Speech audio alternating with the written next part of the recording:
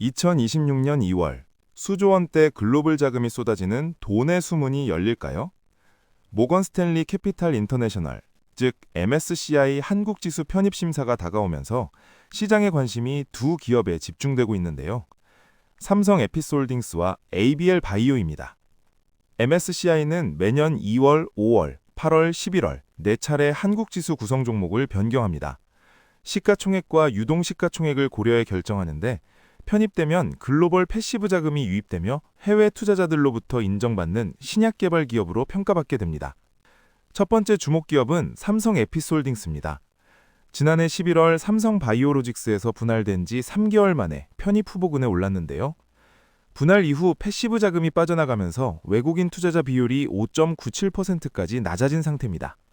반대로 편입 시 유입 여력이 크다는 해석도 나옵니다. 삼성증권 김동영 연구원에 따르면 시가총액은 기준을 크게 넘지만 아직 공개되지 않은 유동 비율이 핵심 변수라고 합니다. 삼성바이오로직스처럼 25%가 적용되면 편입 가능성이 높지만 20% 이하면 이번 편입이 어려울 수 있다는 분석입니다. 두 번째 주목 기업은 ABR 바이오입니다. 지난해 말까지 편입 가능성이 높다는 전망이 나왔으나 1월 30일 사노피의 기술이 전한 파킨슨병 신약 ABR301의 개발 우선순위가 조정됐다는 소식에 주가가 급락했습니다.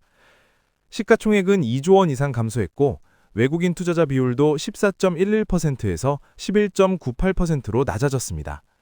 사노피의 2025년 연간 실적 자료에서 ABL301을 디프라이어러타이즈드 우선순위 조정으로 표현하면서 시장의 불안감이 확산됐는데요. 하지만 회사 측 설명은 달랐습니다. 이상훈 ABL 바이오 대표는 사노피가 알파 시뉴클레인 전용 측정 장비를 준비하는 과정이라며 일정 조정은 난이도 높은 신약 개발에서 성공 가능성을 높이기 위한 필수 과정이라고 밝혔습니다. 실제로 글로벌 제약사 로슈도 파킨슨병 치료제 개발에서 이미징 기반 접근을 위해 유사한 전략 수정을 거쳤다고 합니다. 약물 효과를 정밀 측정할 장비가 마련되면 이후 임상 단계가 더 효율적으로 진행될 수 있다는 것이 업계의 해석입니다. ABL 바이오는 즉시 반격에 나섰습니다. 2월 2일 이중 항체 약물 접착체 ABL209의 미국 임상 일상 신청을 FDA에 제출했는데요. 지난달 ABL206 임상 승인에 이어 파이프라인 다변화 전략을 보여주고 있습니다. 2월 9일에는 뇌혈관 장벽 투과 플랫폼 그랩바디 B에 활용되는 IGF-1 아항체의 콜롬비아 특허도 확보했습니다. 2040년까지 권리가 보장되는 이 특허는 최근 RNA 전문 기업과의 공동 연구에서 약물 전달 시스템으로서의 가능성도 확인됐다고 합니다. K바이오의 도전은 이 두 기업에 그치지 않습니다. HK 이노에는 1월 국산 35신약 K캡에 미국 신약 허가 신청을 제출했고 HLB도 가남 신약 허가에 세 번째로 도전장을 냈습니다. SK바이오팜의 방사성 의약품 후보물질도 임상 1상 승인을 받았습니다. 제약바이오 업계에서는 2024년 네클라자 이후 2년 만에 FDA 승인 소식이 나올지 주목하고 있습니다. 작년 한 해 승인 사례가 없었던 만큼 올해 연초부터 이어지는 임상 신청 행보에 관심이 모이는 상황입니다.